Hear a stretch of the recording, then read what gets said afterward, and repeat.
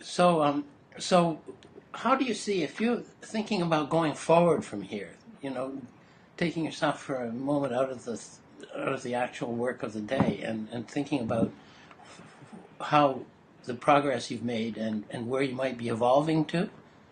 Well, that's the funny thing about what I do. I really don't know what I'm going to do next.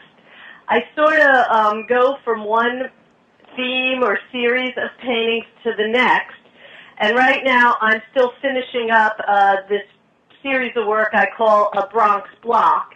I've done a whole series of paintings for a little over a year now. I've been painting on location on this one city block in the Bronx with this amazing industrial building. It was a meat processing plant, and it is covered from head to toe with graffiti. Wow. The president of this building, of this Ferris Meyer meat processing plant, he encouraged the local graffiti artists to use the building as their canvas. For over 10 years he did this.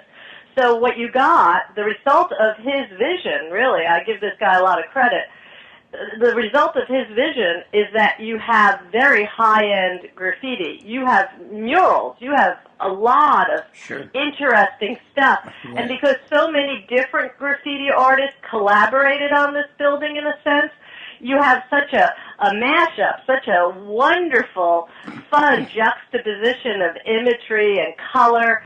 Every day I show up at this building to paint, I just smile. The building's fun. And I still meet graffiti artists when I go there. There's still some in the area. I meet all kinds of people. This building is a creative mecca.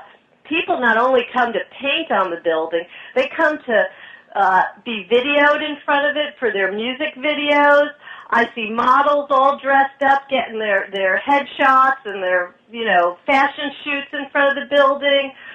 It's just a wonderful place. All kinds of people come here, besides to photograph it. It's also lots of people. Every day I'm there, I see some kind of interesting activity happening because this building just draws people. Sure.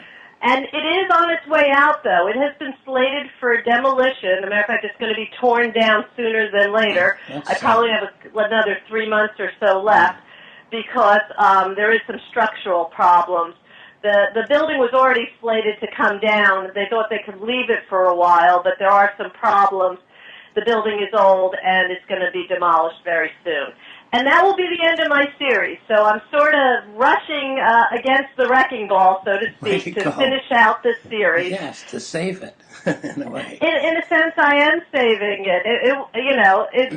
It's important. I think it's an important historical and cultural place. And once it's demolished and condos are put on top, this community, this neighborhood will be completely altered. Yes. Some would say for the better, some would say for the worse. But regardless, it is change. Change is happening. And there is this special moment right now, and I want to capture it before it's gone forever.